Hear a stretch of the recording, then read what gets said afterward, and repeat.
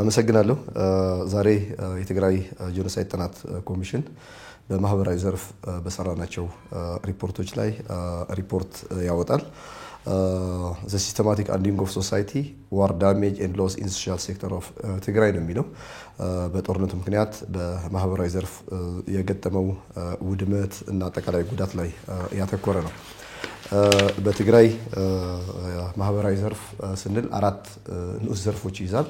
የጤና ዘርፍ፣ የትምህርት ዘርፍ፣ የቅርስና የሃይማኖት ዘርፎችና የማህበራዊ ተቋማት ማህበራዊ ደህንነት ላይ የሚሰሩ ተቋማት ዘርፍ የሚለው ይሄን ስናጠና 4960 ተቋማት ዳሰናል።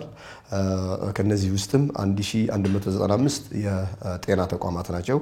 1926 የትምህርት ተቋማት፣ 724 የሃይማኖት እና የቅርስ ተቋማት ናቸው።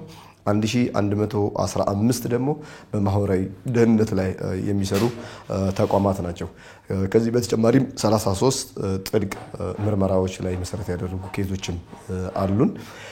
ይሄንን በተጠቃሚ አይን ለማየት ደግሞ 659675 ቤተሰብ ላይ ገብተን ወይም ሃውስሆልድ የምንለው ቤተሰብ ላይ ገብተን ዳታ ሰብስበናል። ከዚህ ዳታ አገኘነው መሰረትም በትግራይ የማህበራዊ ዘርፍ 10.86 ቢሊዮን አሜሪካ ዶላር አጠቃላይ ጉዳት ተመዝግቧል። አጠቃላይ ጉዳት ስንል ውድመትና ኪሳራን ይጨምራል። ውድመት 3.84 ቢሊዮን ዩኤስ ዶላር ሲይዝ ኪሳራ ወደ 7 ቢሊዮን በላይ ዶላር ይዛል። በአጠቃላይ 10.86 ቢሊዮን ያህል ኪሳራና ውድመት አጠቃላይ ጉዳት ተመዝግቧል ማለት ነው። ከዚህ ውስጥም የጤና ዘርፉ 3.59 ቢሊዮን ዶላር የሚያህል ጉዳት ሲያስመዘግብ የትምህርት ዘርፍ ደግሞ 5.34 ቢሊዮን ዶላር ያህል ጉዳት አስመዝግቧል።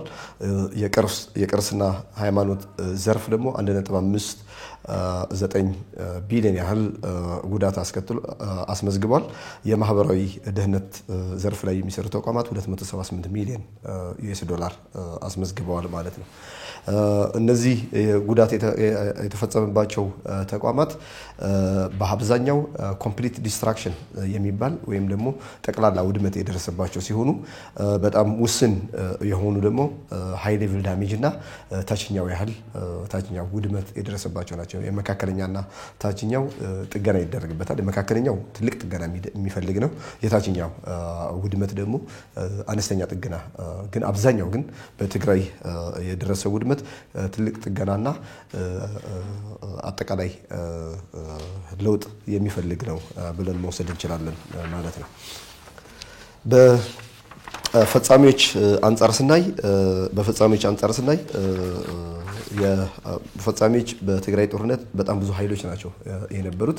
የኢትዮጵያ ኃይሎችም እንደ አንድ የሚወሰዱ አይደለም። የኢትዮጵያ መከላከያ ሰራዊት፣ የኢትዮጵያ ፌደራል ፖሊስ፣ የአማራ ኃይሎች፣ የአማራ ልዩ ኃይል፣ የአማራ ሚሊሻና የፋኖ ኃይሎችን ይይዛል እና ሌሎች ኃይሎችንም የያዘ ነው።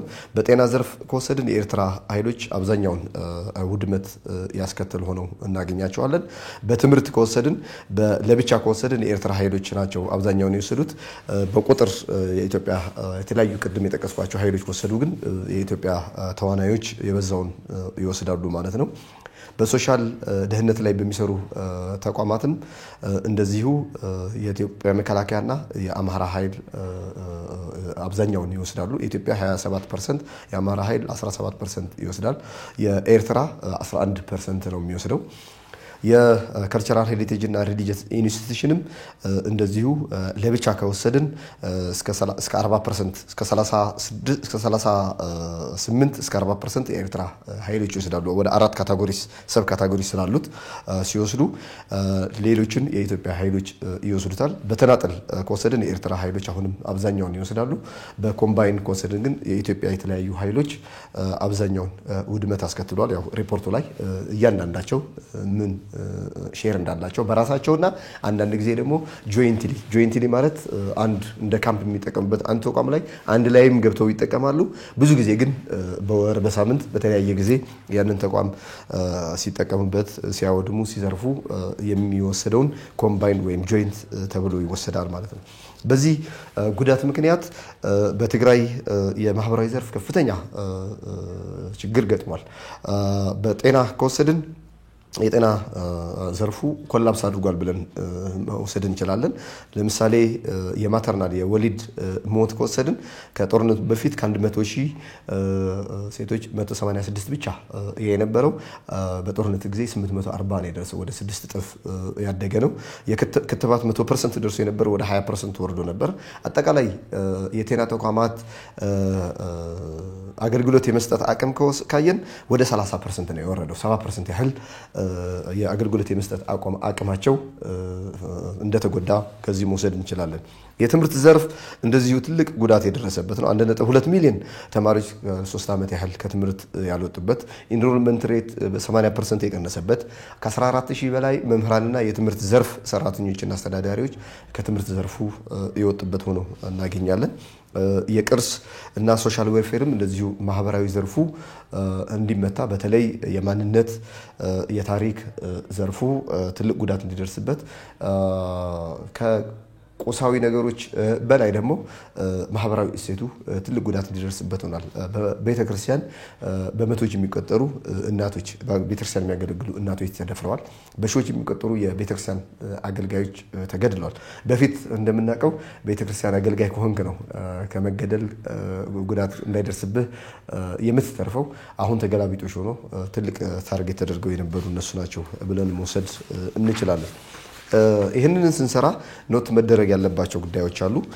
10.86 ቢሊዮን ዩኤስ ዶላር ትልቅ ጉዳት ነው፣ በጣም ትልቅ ጉዳት ነው። ይሄን የሰማ ሰው እንዴት ነው ይሄ ነገር ከኢትዮጵያ በጀት በላይ ሊሄድ ነው፣ ከትግራይ የዚህ ዓመት በጀት በላይ ሊሄድ ነው ብሎ ሊወስድ ይችላል።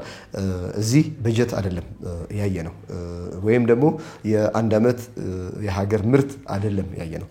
የትውልዶች የተጠራቀመ ሀብት ነው የጠፋው። የ100 ዓመታት ሀብት በቅርስ ከወሰድን ቤተክርስቲያኖች ያጠራቀሙት የ10 ዓመታት ሀብት በየቤቱ አብዛኛው የትግራይ ገጠር እንደምታውቁት በጣም ብዙ ታሪካዊ ቁሳቁሶች፣ ታሪካዊ መሳሪያዎች፣ ታሪካዊ የሃይማኖት መጽሐፍትና የሃይማኖት ቅርሶች የያዘ ነው። እነዚህ ናቸው የጠፉት። ስለዚህ በትንሹ የ2 እና የ3 ትውልድ ሀብት ነው የጠፋው። በጣም አነሰ የሚባለው የከተማው ነው። የአንድ ትውልድ ብለህ የምንወስደው ወላጤ ወይ ቅርብ ጊዜ ያገባ 20 ዓመቴ ነው 30 ዓመቴ ነው ብሎ ትናንሽ ልጆች ያሉት እንጂ አብዛኛው ሰው የ10 ዓመታት በ10 ዓመታት ብቻ ሳይሆን የ100 ዓመታት አብዛኛው ተቋም ደግሞ በሺህ ዓመታት የሚቆጠር ሀብት የጠፋ መሆኑ ከግንዛቤ መወሰድ አለበት። ሁለተኛው ሳምፕል ሰርተን አይደለም ፕሮጀክት ያደረግነው። ይሄን ያህል ሰርተናል፣ ስለዚህ ለትግራይ በዚህ በሂሳብ ይሄን ማሰብ ይቻላል ብለን አይደለም የሰራነው። እንዳለ ያገኘናትን ነው ከየቤቱ ገብተን ያገኘነውን ከተቋማቱ ገብተን ያገኘነው እንዳለ ነው ሪፖርት እያደረግን ያለ ነው።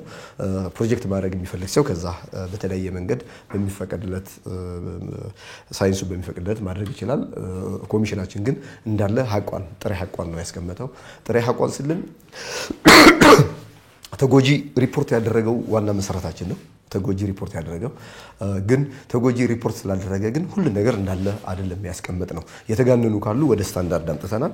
በጣም በስተት የወረዱ ካሉ ወደ ስታንዳርድ አምጥተናል። ዓለም ስታንዳርድ አለው፣ ሳይንሳዊ ስታንዳርድ አለው፣ ገበያዎች አሉ።